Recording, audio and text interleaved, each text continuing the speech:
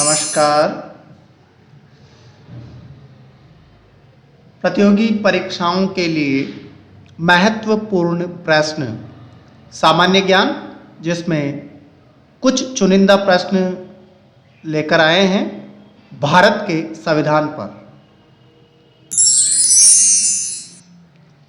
पहला प्रश्न है, कैबिनेट मिशन योजना के अंतर्गत संविधान निर्मात्री परिषद में प्रत्येक प्रांत को आवंटित सदस्य संख्या निर्धारित करने के लिए एक प्रतिनिधि कितनी जनसंख्या के अनुपात में था?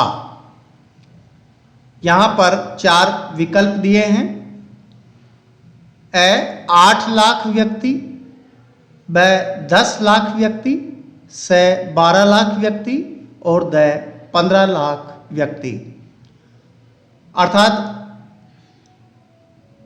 प्रांत में कितनी जनसंख्या के आधार पर एक प्रतिनिधि का चयन करना है, उसका रेशियो बताना है। तो यहाँ ये 4 विकल्प दिए हैं।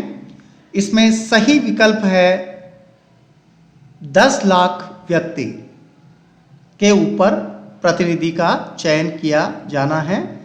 कैबिनेट मिशन 1946 में भारत आया था। मिशन ने अपनी रिपोर्ट में संविधान सभा के गठन का एक सूत्र प्रस्तुत किया था, जिसके आधार पर संविधान सभा निर्वाचित होनी थी और प्रांतों का प्रतिनिधित्व जनसंख्या के आधार पर होना था। इसके तहत मोटे तौर पर प्रति 10 लाख व्यक्तियों के ऊपर एक प्रतिनिधि के निर्वाचन की व्यवस्था प्रस्तावित थी।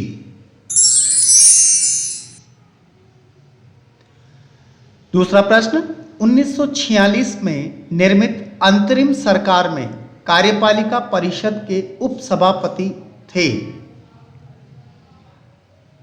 इसमें 4 विकल्प हैं। जवाहरलाल नेहरू, डॉक्टर एस राधाकृष्णन, सी राजगोपालचारी, डॉक्टर राजेंद्र प्रसाद। इसमें सही विकल्प है जवाहरलाल नेहरू। 24 अगस्त 1946 को अंतरिम राष्ट्रीय सरकार की घोषणा इस व्यवस्था के साथ की गई कि अंतरिम सरकार 2 दिसंबर 1946 को कार्यभार संभालेगी।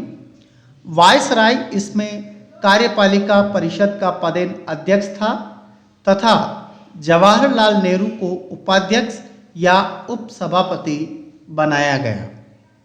तो इस प्रकार कार्यपालिका परिषद के उपसभापति जवाहरलाल नेहरू थे। तीसरा प्रश्न, संविधान सभा के चुने हुए स्थायी अध्यक्ष कौन थे? इसमें 4 विकल्प है।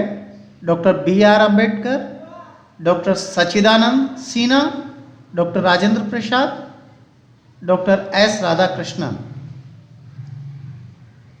इसमें सही विकल्प का चयन किया जाना है और सही विकल्प है डॉक्टर राजेंद्र प्रसाद। 9 दिसंबर 1946 को संविधान सभा की प्रथम बैठक थी। अध्यक्षता अस्थायी अध्यक्ष डॉक्टर सच्चिदानंद सिन्हा ने की। 11 दिसंबर 1948 को संविधान सभा ने डॉक्टर राजेंद्र प्रसाद को निर्विरोध संविधान सभा के स्थायी अध्यक्ष के रूप में निर्वाचित किया। अर्थात अस्थायी अध्यक्ष जो थे वो सच्चिदानंद सिन्हा थे और 11 दिसंबर 1948 को संविधान सभा ने डॉक्टर राजेंद्र प्रसाद को निर्विरोध स्थायी अध्यक्ष के रूप में निर्वाचित किया। चौथा प्रश्न, भारत को एक संविधान देने का प्रस्ताव संविधान सभा द्वारा पारित किया गया था। कब पारित किया गया था? इसमें 4 विकल्प हैं। 22 जनवरी 1946 को, 22 जनवरी 1947 को, 20 फरवरी 1947 को या 26 जुलाई 1946 को। ये 4 विकल्प है। इसमें सही विकल्प है 22 जनवरी 1947 को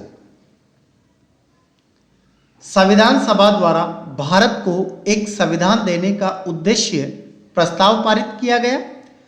उद्देश्य प्रस्ताव को 13 दिसंबर 1946 को संविधान सभा में जवाहरलाल नेहरू द्वारा पेश किया गया था।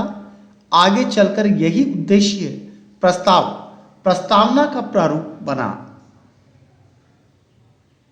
तो इस प्रकार जो संविधान देने का जो प्रस्ताव है संविधान सभा द्वारा 22 जनवरी 1947 को पारित किया गया। 5वां प्रश्न, भारत का संविधान पूर्ण रूप से तैयार हुआ था, यानी कब तैयार हुआ था? ये 4 विकल्प है। ए 26 जनवरी 1950, ब 26 नवंबर 1949, से 11 फरवरी 1948, द 26 दिसंबर 1949। 4 विकल्प है, इसमें सही विकल्प है 26 नवंबर 1949। 26 नवंबर 1949 भारतीय संविधान की प्रस्तावना में उल्लेख किया गया है कि 26 नवंबर 1949 को भारत के लोगों ने संविधान को अंगीकृत, अधिनियमित और आत्मार्पित किया है। संविधान को अपनाने, उसके पूर्ण होने, पारित होने तथा इसको अंतिम रूप देने की तारीख भी 26 नवंबर 1949 को ही माना जाता है। इसी दिन नागरिकता, अंतःकालीन संसद, अस्थायी और संक्रमणकालीन उपबंध लागू हो गए। तथापि संविधान के शेष उपबंध 26 जनवरी 1950 से प्रभावी हुए। अतः संविधान के पूर्ण रूप से लागू होने तथा पूर्ण रूप से क्रियान्वित होने की तिथि के रूप में 26 जनवरी 1950 को ग्रहण करते हैं। परंतु जब तैयार होने वाली बात आती है, संविधान पूर्ण रूप से जो तैयार हुआ वह 26 नवंबर 1949 को तैयार हुआ। तो इसमें सही विकल्प है 26 नवंबर 1949। 6ठा प्रश्न, किसने कहा था संविधान सभा कांग्रेस थी और कांग्रेस भारत था? इसमें 4 विकल्प हैं। Austin, C.R. एटली, विंस्टन चर्चिल, लॉर्ड माउंटबेटन। इसमें सही विकल्प है ऑस्टिन। संविधान सभा कांग्रेस थी और कांग्रेस भारत था, यह वक्तव्य पद्मश्री पुरस्कार प्राप्त प्रसिद्ध विद्वान ग्रैनविले ऑस्टिन का था। यह वक्तव्य उनकी पुस्तक द इंडियन कॉन्स्टिट्यूशन में वर्णित है।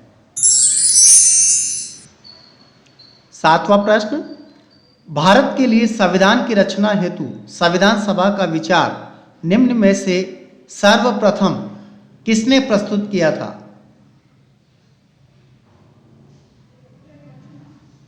चार विकल्प। ए में स्वराज पार्टी ने 1934 में, ब कांग्रेस पार्टी ने 1936 में, स मुस्लिम लीग ने 1942 में और द सर्वदलीय सम्मेलन में 1946 में। तो संविधान सभा का जो विचार है सबसे पहले किसने दिया? इसमें 4 विकल्प है और सही विकल्प है स्वराज पार्टी ने 1934 में।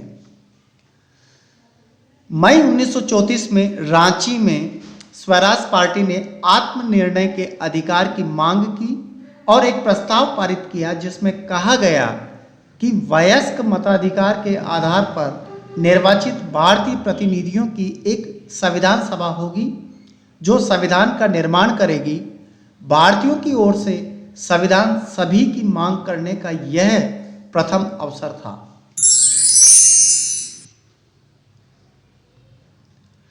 8वां प्रश्न, एक निर्वाचित संविधान सभा द्वारा भारत के संविधान का निर्माण करने का प्रस्ताव किया गया था। साइमन कमीशन द्वारा, भारत सरकार अधिनियम 1935 द्वारा, क्रिप्स मिशन द्वारा,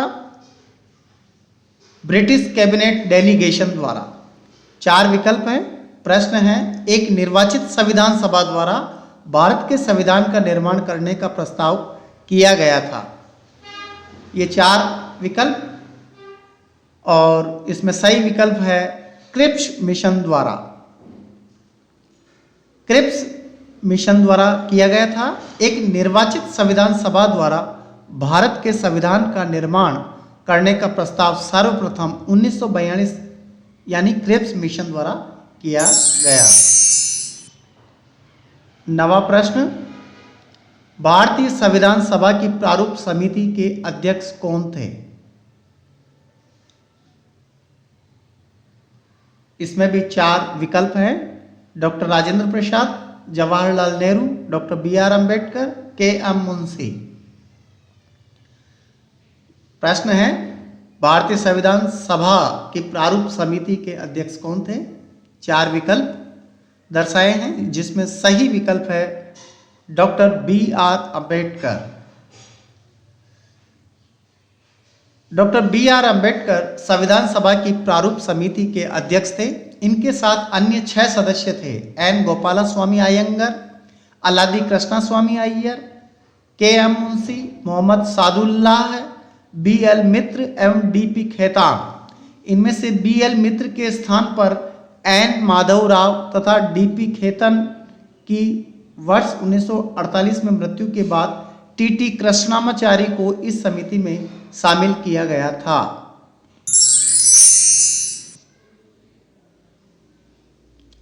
भारतीय राजनीतिक व्यवस्था में इनमें कौन सर्वोच्च है?